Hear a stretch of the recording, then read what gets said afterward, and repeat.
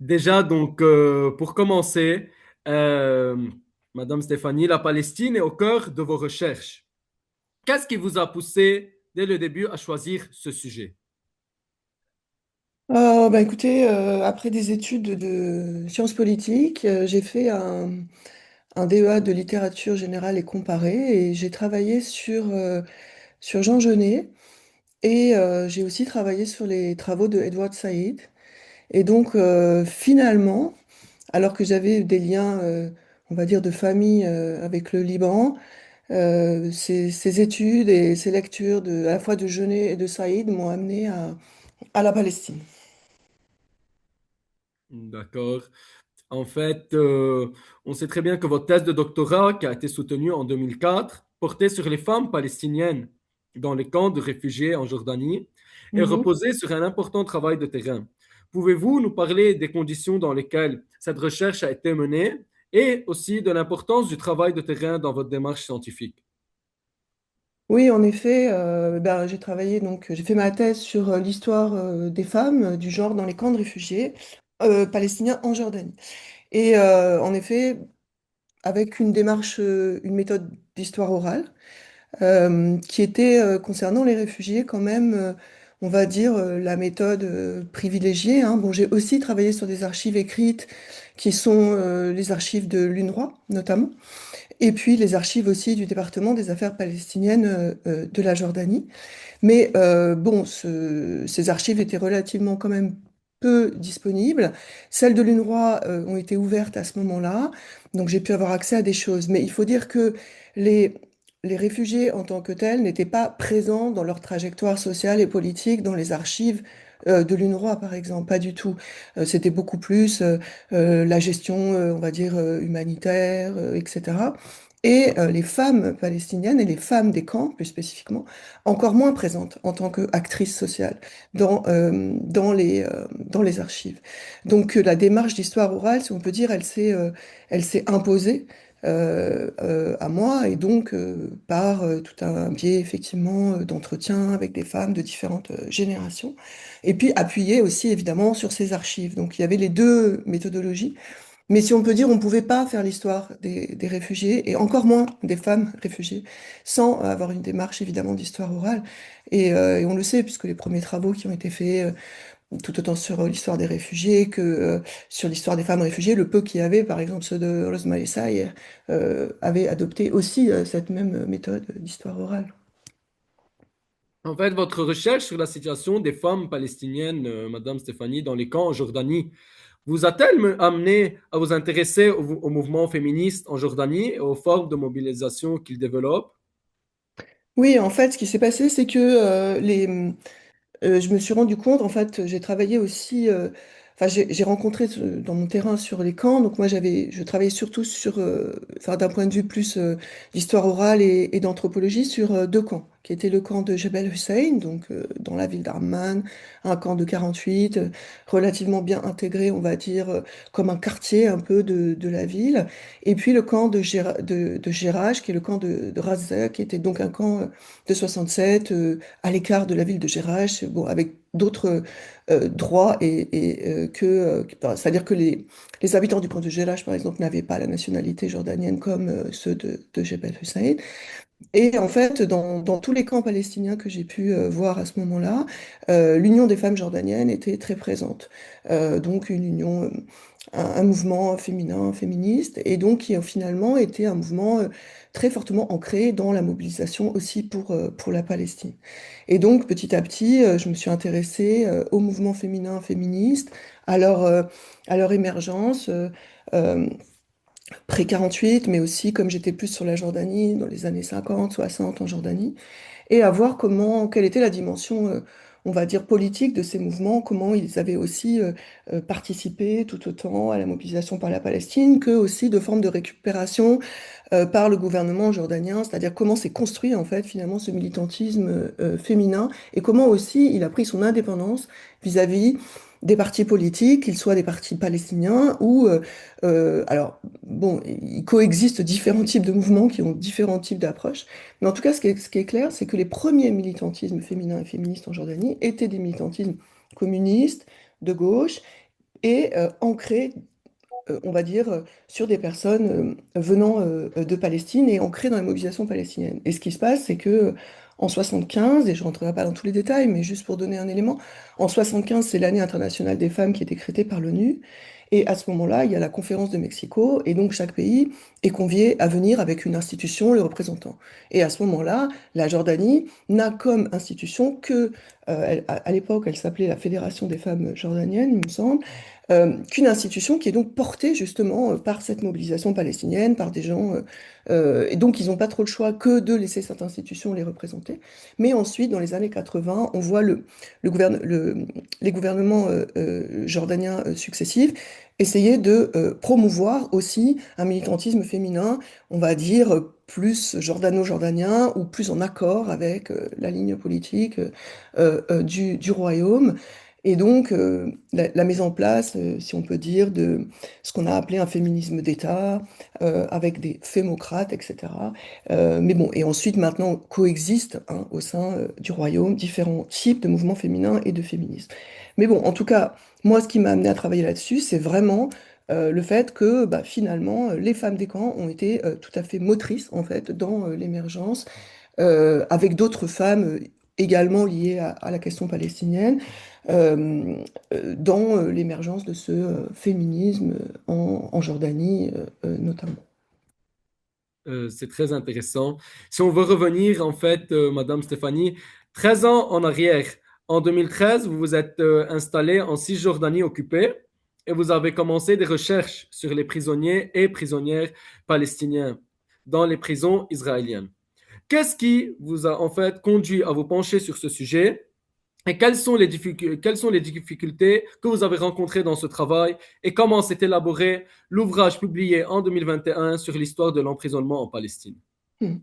Alors, en effet, j'avais commencé ce travail un peu avant, 2008-2009, mais je ne vivais pas à ce moment-là, effectivement, en Palestine. Mais en 2013, je m'y installe pour 3 ans. J'étais détachée à l'Institut français du Proche-Orient, qui est situé à Jérusalem-Est. Et donc, à ce moment-là, je continue ce travail. D'une manière plus intensive, on va dire, puisque bon, j'étais sur place, c'était plus facile.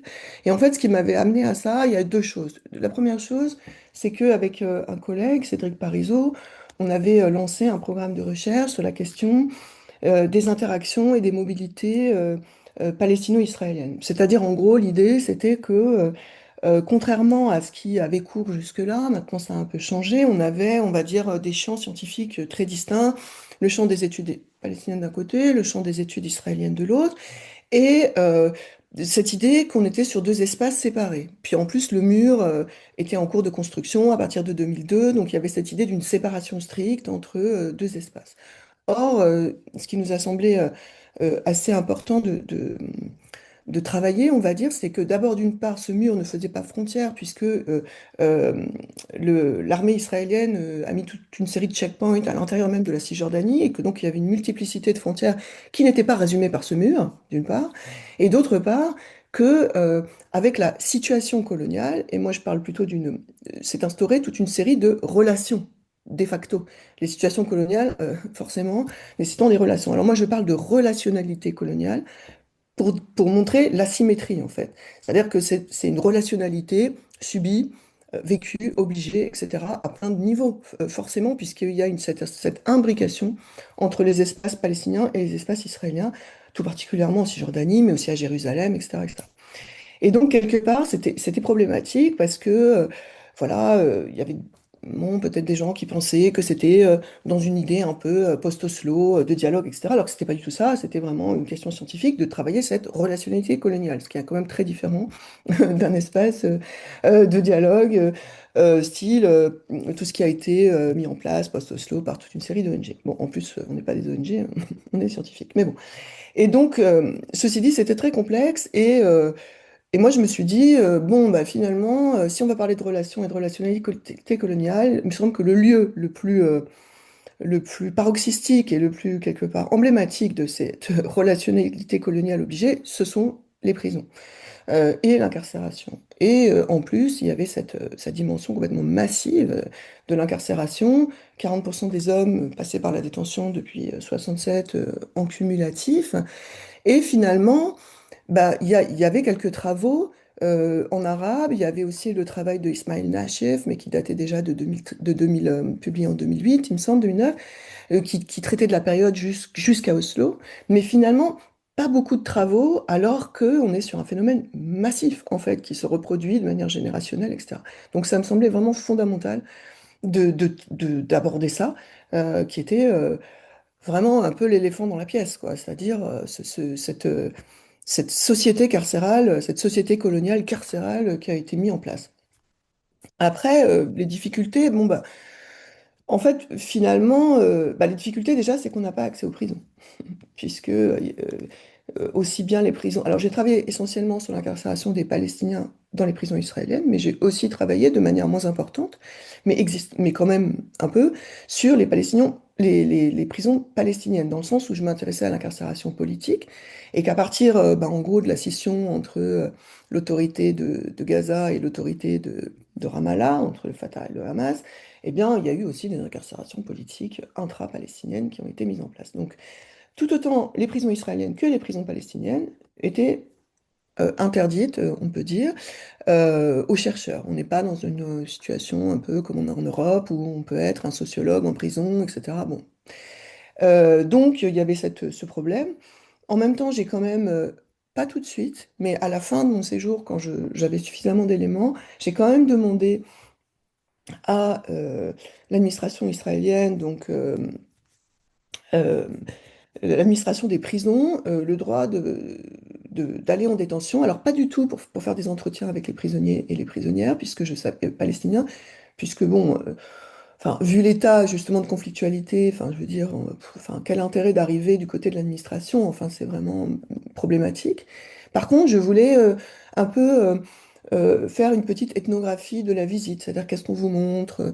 Et puis, je m'intéressais un peu au personnel, parce qu'il faut savoir qu'entre 15 et 30% du personnel des surveillants, des directeurs de prison, etc., sont des Palestiniens d'Israël ou des Druzes.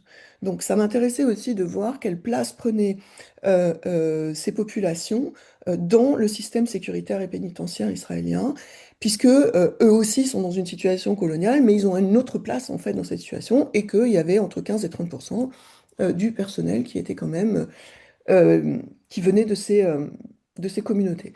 Donc j'ai eu le droit de faire deux visites en prison de manière très très encadrée, où je suis restée dans l'administration, etc. Mais ça m'a permis de faire des entretiens avec certains directeurs et surveillants, d'essayer de comprendre un peu qu'est-ce qu'on vous disait, qu'est-ce qu'on vous montait de la prison. Mais l'essentiel du travail n'a pas été fait là. Il a été fait avec, j'ai fait quasiment près de 300 entretiens avec des, des ex-détenus, hommes et femmes, certains étant rentrés et sortis de prison pendant, pendant le temps de mon travail, puisque, bon, évidemment, les gens pour certains, ce qui caractérise le système pénal israélien vis-à-vis des Palestiniens, c'est à la fois des peines extrêmement longues et extrêmement lourdes, mais aussi, pour ceux qui ont des peines plus courtes, des entrées et des sorties en prison très fréquentes, notamment pour les militants politiques, et dès qu'ils sont élus à quelque chose, etc., hop, ils repassent en prison. Donc des gens qui avaient une, finalement, voilà, une connaissance de la prison forte, récente, ou plus ancienne, d'une part, et puis évidemment avec des ONG, avec les avocats, enfin avec tout l'univers qui travaille autour de la prison. Et puis j'ai aussi pu faire une ethnographie là plus importante à la cour militaire de Hofer, donc la cour militaire qui est à côté de la prison de Hofer. Donc là, j'ai pu, parce que là, on a accès en fait, hein, euh, et donc j'ai pu là suivre des procès pendant plusieurs années et essayer de comprendre comment fonctionnait ce système judiciaire militaire israélien en suivant les procès.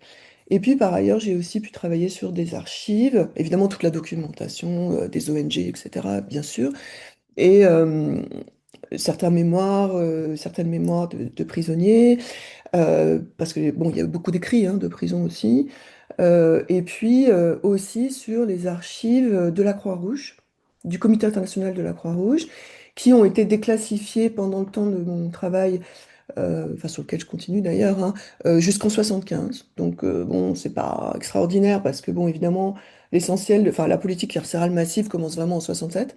Même si en 48, il y avait déjà de l'incarcération, on a déjà des choses bien sûr, mais on est beaucoup plus sur les prisonniers de guerre entre les différents pays, etc. Mais bon, il y a quand même des éléments.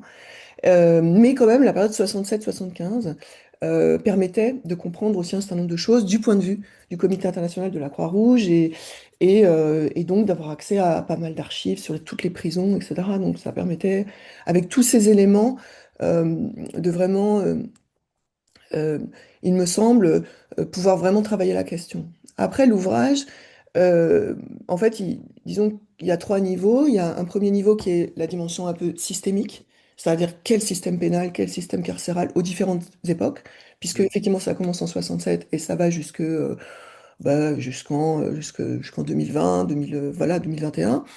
Et donc, à chaque moment historique, on a un autre système, on va dire, qui se met en place, si on peut dire, même si c'est le même, mais il évolue au cours du temps, et on le voit malheureusement tragiquement depuis le 7 octobre, que le système, enfin, ce qui est appliqué dans les prisons a radicalement quand même changé par rapport à la période juste précédente. Enfin, ça a commencé en décembre 22 quand Itamar Ben-Gvir est arrivé au pouvoir et qu'il a décidé de changer complètement les modalités de gouvernement de la population palestinienne détenue. Donc, il y a cette dimension-là, systémique, à chaque époque, comment se construit en gros ce système pénal, parce qu'en fait, il faut savoir qu'au début, ben, les autorités israéliennes pensaient que ben, en encarcérant quelques combattants dits terroristes, etc., bon, ben, les choses finiraient par s'arrêter. Et en fait, ils ont été aussi obligés de s'inscrire dans un système carcéral à long terme, puisqu'évidemment, euh, la résistance à l'occupation à différents niveaux, la résistance de type politique et autres ne s'est pas arrêtée. Donc il y a ça.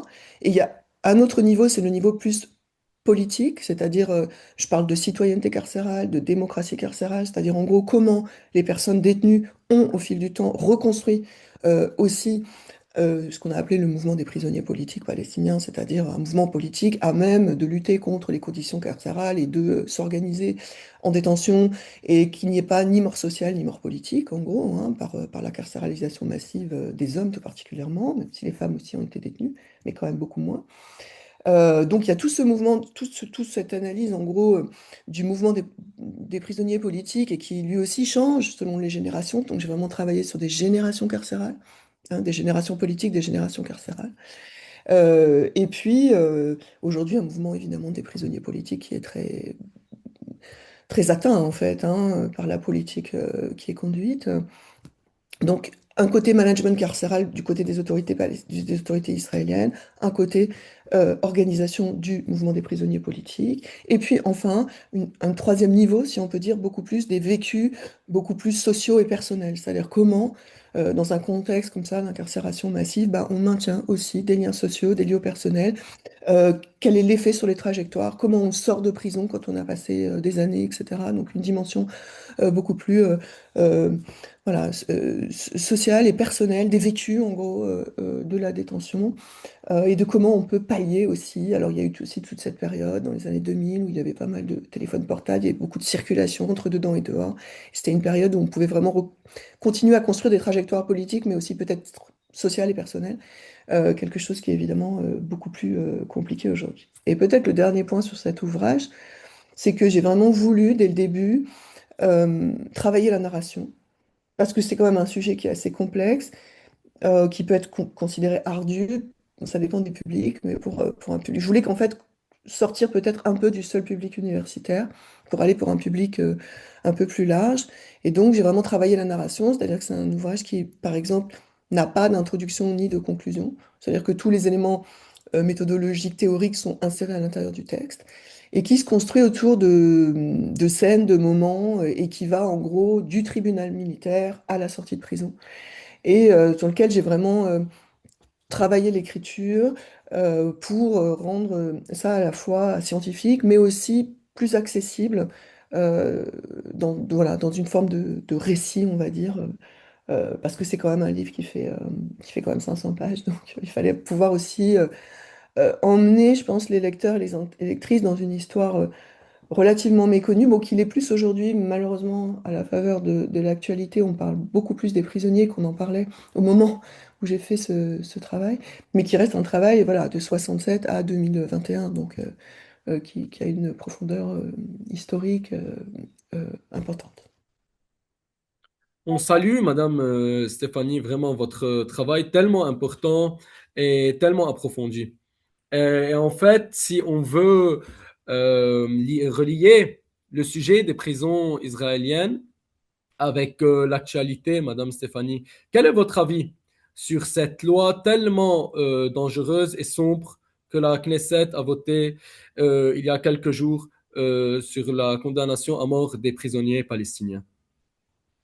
Bah oui, effectivement, c'est une loi qui prolonge quelque part des choses qui sont déjà là, mais qui empire la situation. Donc, c'est-à-dire que, en fait, la qualification de détenus de sécurité, parce que les Palestiniens sont, enfin, je veux dire, qui sont détenus pour des raisons politiques, sont qualifiés de détenus dits de sécurité, elle est ethno-nationale, c'est-à-dire qu'elle ne peut concerner que des Palestiniens, qu'ils soient des Palestiniens de Cisjordanie, de Gaza, de Jérusalem-Est, ou des Palestiniens citoyens d'Israël également, ou des Arabes d'autres nationalités, voire parfois des étrangers, mais ne concerne jamais des Israéliens juifs. Donc cette qualification ethno-nationale qui est déjà là, qui était déjà là, eh bien là, elle est portée, si on veut dire plus loin, c'est-à-dire avec une peine de mort aussi, avec détermination ethno-nationale. Il faut savoir que la peine de mort est existante en latence, si on peut dire, dans le contexte israélien. Elle a été mise en place une seule fois, c'était pour Eichmann, le procès Eichmann. Mais que là, effectivement, elle est réactivée et ça ne peut concerner que les Palestiniens, puisqu'il s'agit de questions liées au terrorisme et au nationalisme, et donc la manière dont c'est libellé ne fait pas de doute. Alors, ça pose évidemment énormément de questions, forcément, euh, puisque ça va être quand même un permis de tuer, mais ceci dit, il faut quand même dire que, on est quand même dans un contexte alors, où de toute façon, depuis le 7 octobre, alors il y a toujours eu des prisonniers morts en détention, hein, mais pas du tout dans les proportions qu'on voit là. C'est-à-dire que là, depuis le 7 octobre, on en a 98, selon les derniers chiffres, qui ont été tués en détention, qui sont morts en détention, mais qui sont morts en raison des conditions de la détention, hein, que ce soit voilà, la torture, les mauvais traitements, etc., etc. Donc on peut dire qu'il y a une sorte de légalisation de quelque chose que finalement Itamar Ben-Gvir a mis en place depuis son arrivée au pouvoir et qui s'est amplifié depuis octobre 23. Parce que, par exemple, ce qui est relatif à la torture, euh, eh bien, il y a eu une torture très importante et très forte, on va dire de 67 jusqu'en 1999, où il y a eu une décision de la Cour suprême israélienne qui a limité, si on peut dire, la torture. Elle l'a pas complètement empêchée, mais elle l'a limitée d'un point de vue institutionnel, parce qu'avant, il y avait le rapport Landau qui, en 87, a institutionnalisé la torture. Donc, elle la limite, c'est-à-dire qu'elle la laisse en gros à la discrétion de certains interrogateurs, elle individualise en fait le processus, et donc quelque part aussi elle la limite, et on va plus sur des tortures psychologiques, même s'il y a toujours eu, hein, mais beaucoup moins. Et là, depuis le 7 octobre, et même depuis fin décembre 22, la question de la torture est évidemment pratiquée à grande échelle, mais surtout, elle n'est pas pratiquée que au moment des interrogatoires, parce qu'avant c'était surtout les interrogatoires qui étaient les moments de torture, mais elle est aussi pratiquée pendant la détention, avec toute une série de mauvais traitements, etc. Alors qu'avant, au moment où les gens arrivaient en détention, ça dépendait des époques, etc. Les conditions n'étaient pas bonnes, mais on n'avait pas autant de répression une fois les personnes en détention. Après, je pense qu'il est... voilà, enfin, donc du coup, on est... et puis après, il faut voir comment ça va aussi... bon, on va voir aussi si elle est vraiment mise en œuvre, c'est-à-dire parce qu'il y a quand même des recours, je pense, qui vont être portés hein, par par certains groupes, enfin, je l'espère. Après, ça va quand même reposer aussi la question du judiciaire. Parce que jusque-là, 99% des cas étaient réglés par accord de plaidé coupable, par SAFCA, par négociation. Donc, qu'est-ce que peuvent donner des négociations? Encore que bon, ça concernait moins les personnes condamnées à des perpétuités, qui sont les personnes éventuellement concernées. par cette loi, hein, puisque jusque-là, les gens étaient condamnés à un nombre de perpétuité équivalente au nombre de personnes qu'ils ont ou auraient tué ou contribué à tuer de manière directe ou indirecte. Bon. Donc par exemple, voilà, euh, Marwan Barghouti, il a 5 perpétuités plus 40 ans, puisqu'ils estiment qu'il aurait participé à tuer 5 personnes, enfin de manière indirecte, etc. Bon, donc ça pose beaucoup de questions aussi sur comment va se renégocier le judiciaire, d'une part, et évidemment, ça pose énormément de questions. Enfin, voilà, comment instaurer. Bah, ça replace en plein cœur, évidemment, la question de l'apartheid, enfin, qui est déjà existante. Mais je veux dire, instaurer une peine de mort ethno-nationale, voilà, on est en plein dans l'apartheid. En plus, une peine de mort par pendaison. Enfin, bon. Bon, voilà, enfin, on est dans un régime qui a complètement. On peut parler de régime, hein, très clairement, et dans un régime qui a complètement, bon, on le voit, hein, le génocide qui a été perpétré, etc. Donc, si vous voulez. Bon, les détenus sont déjà tués, on projette de les tuer plus, mais on tue aussi des civils, puisque bon, on sait maintenant que parmi les 72 000 morts, plus de 72 000 morts à Gaza, 83% sont été des civils tels que l'a reconnu les services de renseignement militaires israéliens eux-mêmes. Donc on est dans un processus, on va dire, global, en fait, euh, génocidaire, dans lequel un régime a complètement enfin, je veux dire, à passer une série de limites absolument incroyables, et on le voit aujourd'hui avec la guerre au Liban aussi. Donc. Vraiment, Madame Stéphanie, c'est une situation assez compliquée, assez dangereuse, voire tellement sombre. En fait, dans le cadre des recherches sur lesquelles vous êtes en train de travailler, vous avez également abordé une question particulièrement sensible, celle de la rétention des corps et des cimetières des nombres. Mm. À quelle conclusion, Madame Stéphanie, êtes-vous parvenue sur ce sujet?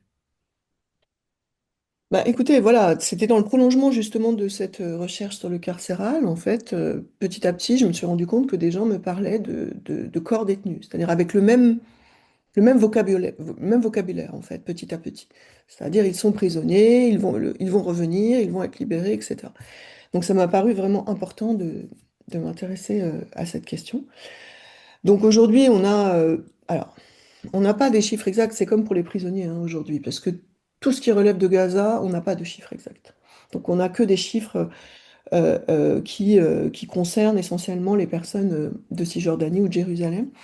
Donc on a aujourd'hui 778 corps détenus, dont 256 dans les cimetières dits des nombres et 522 à la morgue. Donc en fait, la question de la rétention dans les cimetières des nombres, elle est ancienne, elle date des années 60, à partir du moment où la révolution palestinienne se déclenche en 65, il y a des Fédayines qui rentrent en territoire occupé depuis le Liban, depuis la Jordanie, depuis la Syrie, et qui s'organisent, transportent des armes, font des opérations éventuellement, etc. Et donc, il y a des échauffourées avec l'armée et des gens qui sont tués. Et, euh, et à ce moment-là, bon, les autorités israéliennes ne considèrent qu'ils n'ont aucun interlocuteur palestinien. Hein. Pour eux, de toute façon, l'OLP n'existe pas, les partis palestiniens n'existent pas, etc. Donc ils tentent un peu de négociation avec le Liban, avec certains pays en fait, mais les différents pays en général, et le Liban tout particulièrement, refusent de, euh, de prendre en compte cette question parce qu'il ne veut pas non plus être vu comme le lieu où, à partir duquel des gens viendraient attaquer Israël. Donc en gros, ils se retrouvent avec des corps dont ils ne savent pas trop quoi faire, sachant que là, on est face à des gens qui viennent essentiellement de la diaspora. Et donc, il faudrait rapatrier en diaspora.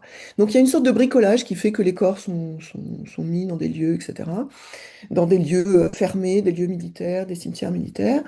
Et puis, petit à petit, par contre, donc sans aucune attention, sans aucune, voilà, de manière vraiment très dégradante, en tout cas, sans considération pour les personnes, en fait, ni pour les familles. Alors, les familles de gens qui vivaient dans les territoires, les quelques-unes, bon, ont fait des démarches avec des avocats, eux, ils ont pu faire des démarches, mais n'ont pas pu retrouver leur corps.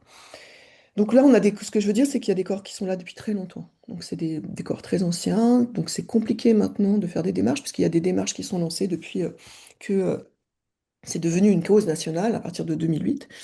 Il faut savoir qu'au moment des accords d'Oslo, cette question avait été portée aussi, et notamment par Faisal Husseini.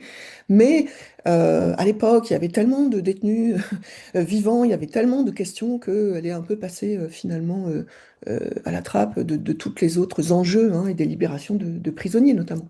Puisque tous les prisonniers sortent à la faveur des accords d'Oslo, sauf 350 qui restent. Donc du coup, la question des corps est un peu laissée de côté. Et donc maintenant, il y a un mouvement, voilà, il y a il y a toute une mobilisation nationale autour de ça, mais il y a plein de complexités évidemment dues au fait que ce sont des corps très anciens, il faut pouvoir les identifier, il y a l'ADN, il y a le fait qu'ils ont été enterrés de manière tellement sans considération beaucoup de corps sont perdus, enfin c'est assez complexe.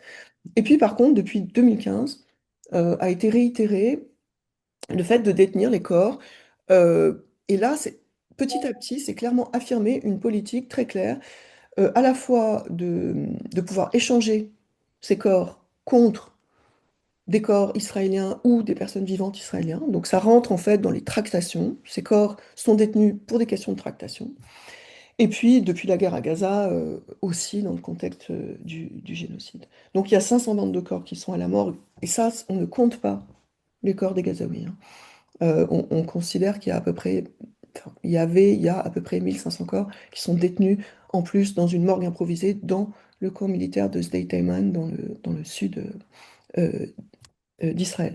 Donc, dont le corps bon, enfin, d'une série de personnes. Et là, à la faveur du cessez-le-feu, du dit cessez-le-feu d'octobre, certains corps ont commencé à revenir. Mais en général, quand ils rentrent des corps, je parle à Gaza, hein, donc ces corps dont on n'a pas le nombre, etc., ils sont pas identifiés. Donc en fait, ils rendent des corps et voilà, le ministère de la Santé de Gaza prend des photos, met ça sur son site pour que les gens puissent les reconnaître, etc. Il y en a certains qui sont enterrés dans des fosses communes parce qu'on ne peut pas les retrouver, etc. Mais les 522 corps qui sont à la morgue de Abu Ghbir à Tel Aviv, en revanche, sont des corps en général de Cisjordaniens ou de Jérusalemites qui sont identifiés. Mais parmi eux, il y a 10 femmes, il y a 97 prisonniers morts en détention et 77 mineurs. Et je vais juste dire un mot peut-être sur... Donc en fait, on voit une politique, on va dire, bricolée au départ, qui devient une politique pensée, qui a été même avalisée par la Cour suprême en 2019, de garder des corps pour, dans une dimension d'échange, d'une part, et d'autre part, aussi, évidemment, dans une dimension aussi d'humiliation, de punition collective, etc. Et en fait, moi, quand j'ai commencé ce travail, les prisonniers décédés en détention n'étaient jamais gardés, en fait. Leur corps n'était pas gardé. Sauf, il y avait un corps qui avait été gardé, mais parce qu'il l'avait perdu dans les années 80. Alors que, à partir de 2018, les autorités israéliennes commencent à garder les corps des prisonniers du Hamas qui décèdent, parce qu'ils veulent les garder en échange à l'époque, il y avait 2 soldats morts et 2 civils vivants qui étaient gardés à Gaza par le Hamas. Donc ils les gardent comme procédure d'échange et ils les renvoient dans les cimetières des nombres. Alors que tous les corps gardés récemment allaient à la morgue dans une idée qu'ils soient rendus plus rapidement. Même s'il y a des corps qui sont là-bas depuis 2016 quand même, hein.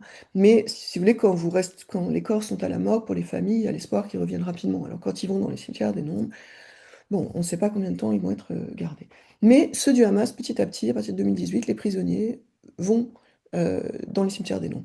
Il y a aussi le fait qu'il y a eu une plainte à la Cour suprême pour non-respect de la dignité des morts et que donc, du coup, les autorités israéliennes ont argué du fait qu'en les enterrant dignement, parce que les modalités d'ensevelissement dans les cimetières des nombres se sont améliorées avec le temps, si on peut dire.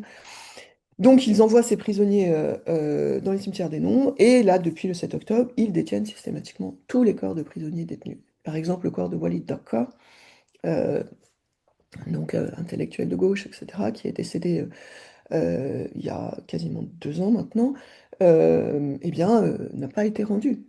C'est un Palestinien d'Israël, son corps n'a pas été rendu, alors même qu'il était... Alors, il est libérable en fait. Il était déjà libérable avant de décéder d'ailleurs. Mais bref, ils lui ont rajouté un an ou deux parce que pour des questions soi-disant de trafic de téléphone portable, et donc il aurait pu être libéré et enfin, évidemment avant de décéder en prison. Et là, il est décédé en prison et son corps n'a toujours pas été rendu. Donc en fait, voilà, enfin, les conclusions sont multiples, mais disons que là aussi, on voit une progression dans la manière d'utiliser aussi les détentions des corps pour faire pression aussi sur des partis, mais aussi sur toute une population, sur les familles, évidemment. Enfin, ce qui relève de la détention des corps, enfin, c'est évidemment extrêmement douloureux pour une famille, en plus du décès, en fait, de pas pouvoir enfin, faire les soins funéraires, s'occuper des corps, etc. Enfin, c'est quelque chose qui est vraiment complètement, qui est très terrible et ça participe de la déshumanisation qui est à l'œuvre de la part des autorités israéliennes vis-à-vis de la population palestinienne dans son ensemble. Exactement, c'est vraiment une question particulièrement sensible, Madame Mm. Stéphanie.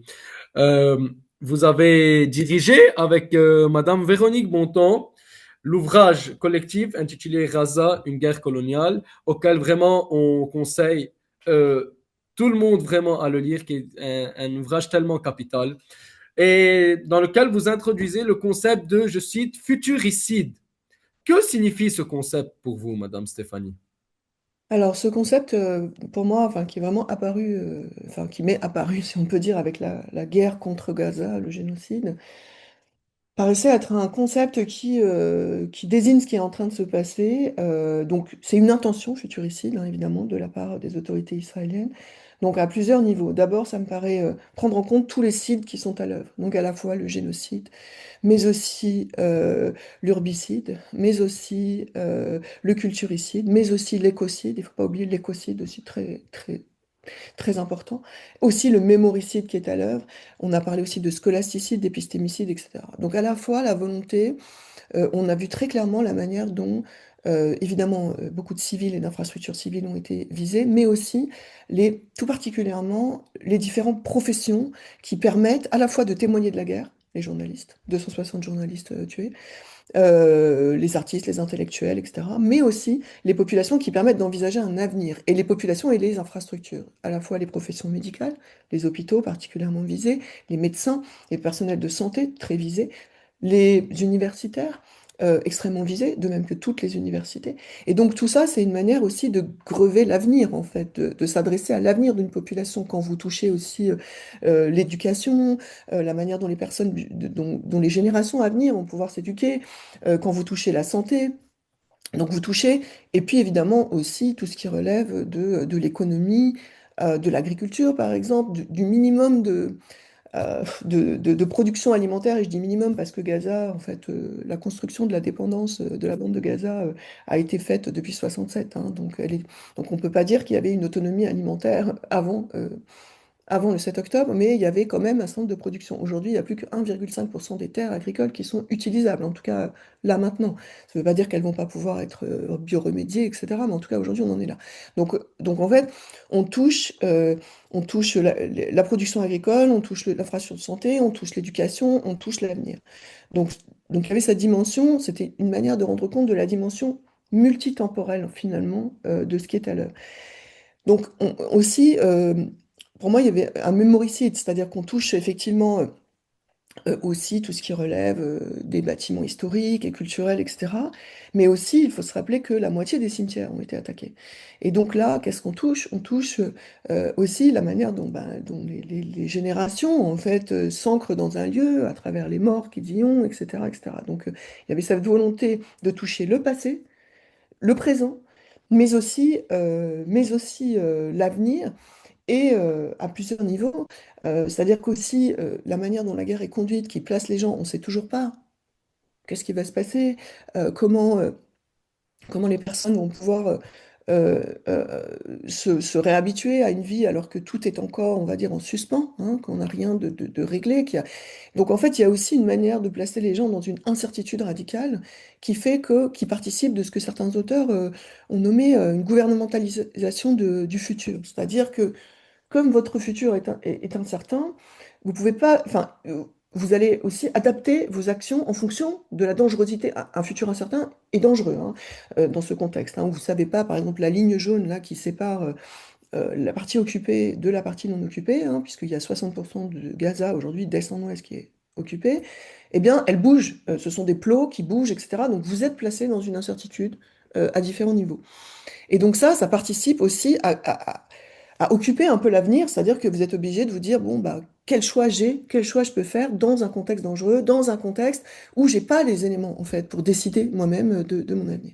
Et enfin, le fait que la conversation globale, si on peut dire, est occupée par des projections de plans de paix qui n'en sont pas israélo-américains, qui sont des visions complètement dystopiques de Gaza, qui ne laissent aucune place en fait à la population gazaoui, hein. Soit ils sont une sorte de gouvernance administrative avec cette institution nationale qui a été mise en place, mais qui est vraiment placée sous la tutelle du de Trump et de son Conseil de la paix.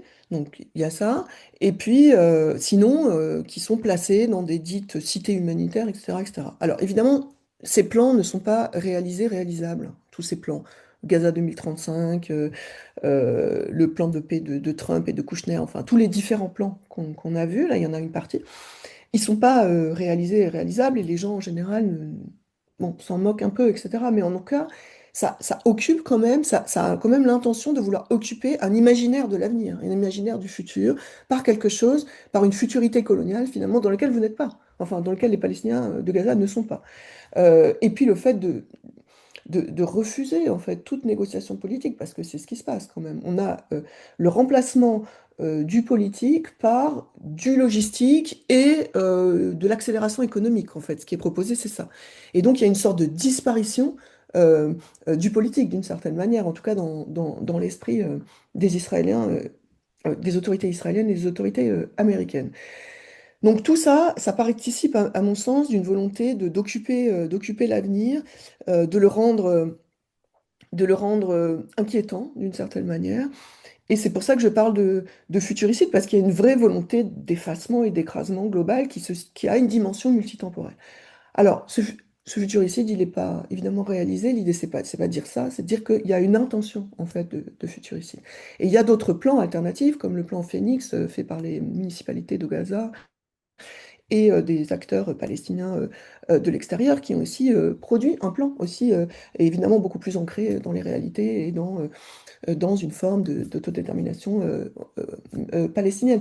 Donc, mais et de manière très étonnante, on entend très très peu parler de ce plan, alors qu'en revanche, on est complètement inondé en fait par les différentes plans, prises de position israélo-américaines sur le devenir de Gaza et sur le devenir aussi de la Cisjordanie, hein, puisqu'il faut rappeler quand même que Smotrich a montré un plan aussi où 84% de la Cisjordanie est annexée par Israël et il ne reste que 6 cantons palestiniens et on voit aussi se dessiner ce mécanisme côté Cisjordanie. Vous venez de parler, Madame Stéphanie, d'un avenir incertain et de la Cisjordanie. En fait, dans une entrevue récente que vous avez entretenue, vous avez évoqué la possibilité d'une seconde Nakba qui se profilerait en Cisjordanie. Quels éléments vous conduisent à cette analyse? Bah, ce que je viens de dire, c'est-à-dire que bon, déjà il y a eu pas mal de déplacés, hein, à peu près 40 000 déplacés dans les camps du Nord. Il y a ce plan Smotrich qui n'est pas 82% donc de la Cisjordanie qui sera annexée, bon, qui n'est pas encore effectif, mais bon.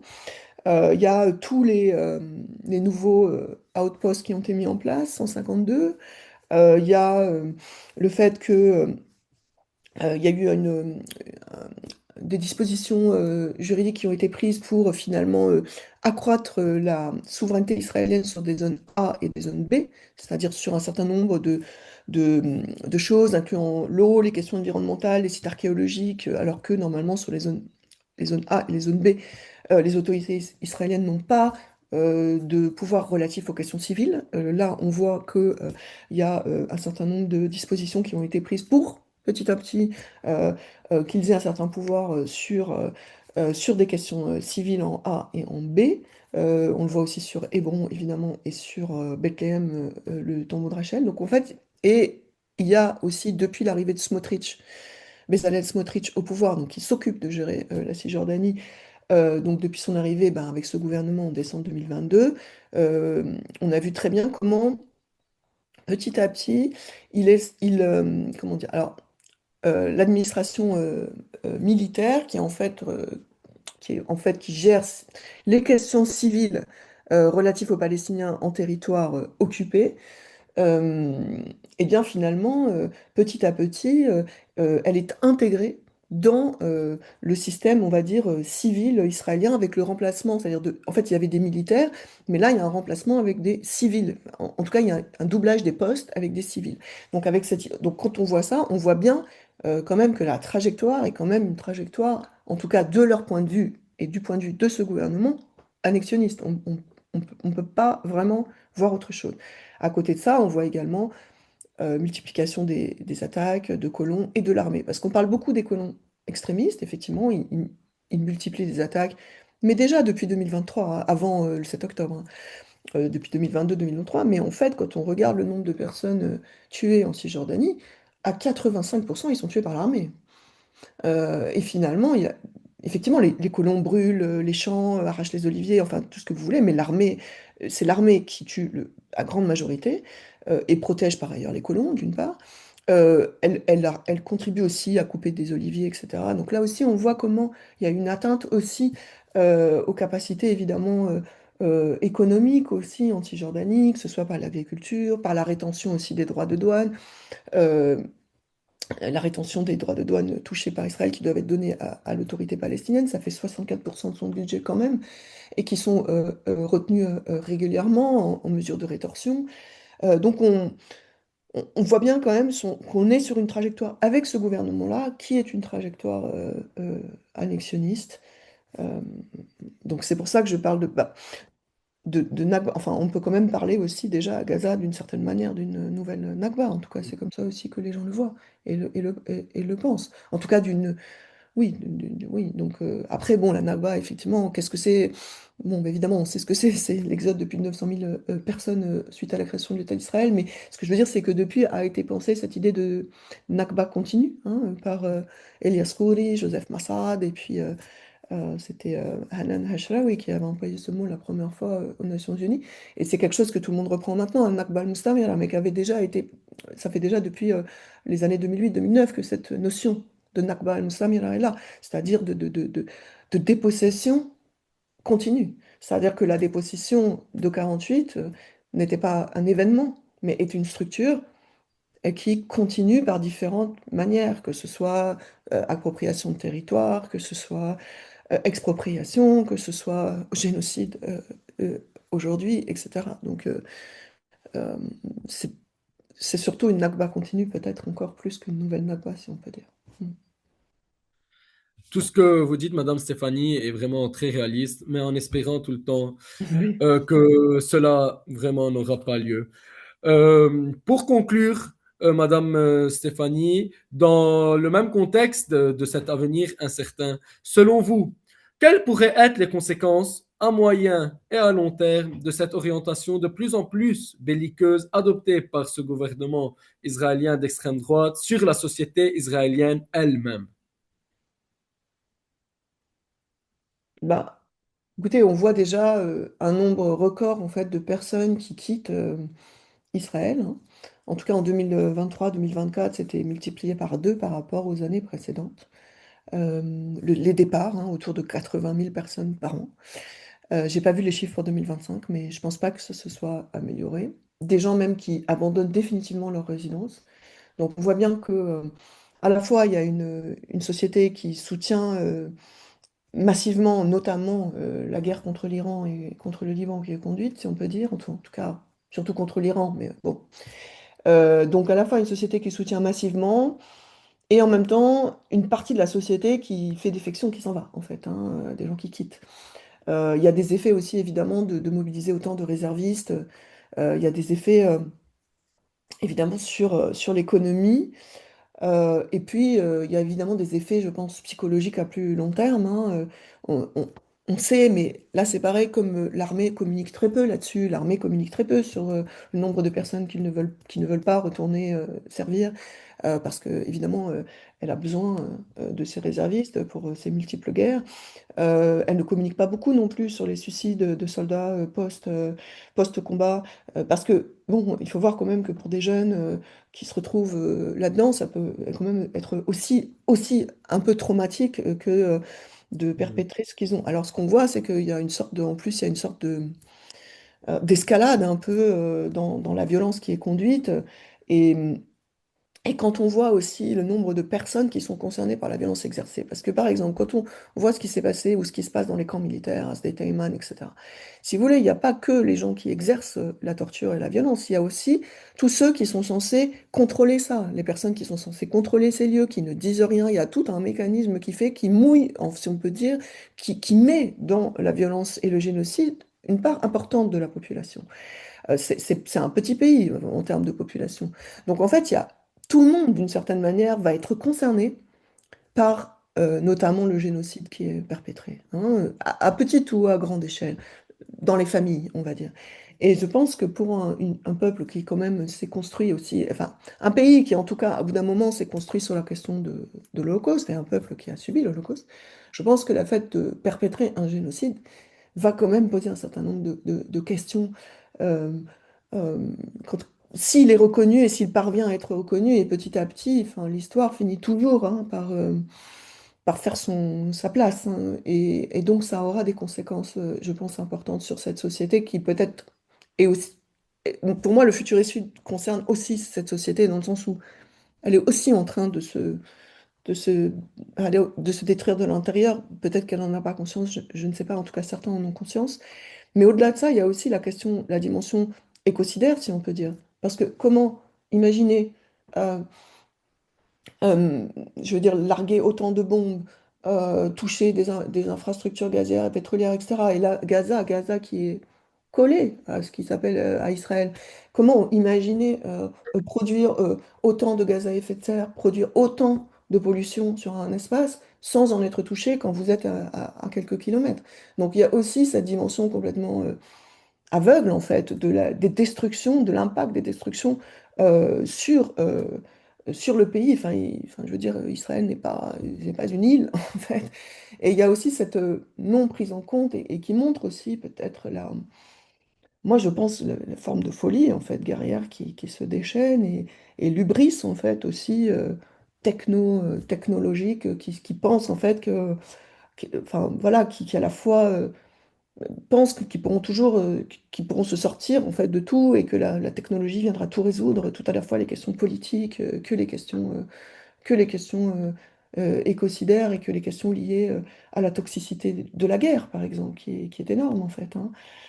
Donc, pour moi, il y aura effectivement des effets à un certain nombre de niveaux, mais, euh, mais voilà, mais je pense qu'il faut vraiment passer par de toute façon, on espère effectivement que, comme vous le dites, que les choses vont pouvoir s'arrêter là, mais il faudrait surtout que effectivement ça s'arrête et qu'on puisse à la fois s'occuper à la fois de bioremédier tout ce qui relève de la toxicité, que ce soit à Gaza euh, ou au sud du Liban aussi, et aussi pouvoir euh, eh bien, continuer les processus qui ont été lancés à l'échelle internationale pour reconnaître le génocide, qu'il y ait des réparations, qu'il y ait justice et réparation à tout niveau, en fait, hein. Parce que là, pour le moment, on est dans une escalade qui fait que bah, le mot à la fois de justice et de réparation par rapport à ce qui s'est passé n'est pas du tout posé, même si la justice internationale continue à faire son travail, mais c'est un travail qui sera long et comme on le sait, qui est quand même beaucoup impacté par les forces politiques à l'œuvre. Mais bon, tout autant l'administration américaine actuelle que le gouvernement israélien actuel ne sont pas les éternels non plus. Madame Stéphanie Lat Abdallah, merci beaucoup. Ce fut vraiment un plaisir de pouvoir entreprendre cette entrevue avec vous. Je vous remercie de la part de tout l'Institut des études palestiniennes, malgré toutes les circonstances dans lesquelles nous sommes en train de vivre, en espérant pouvoir refaire une entrevue très bientôt à Beyrouth dans des temps de paix euh, et de Alors, progrès pour cette région.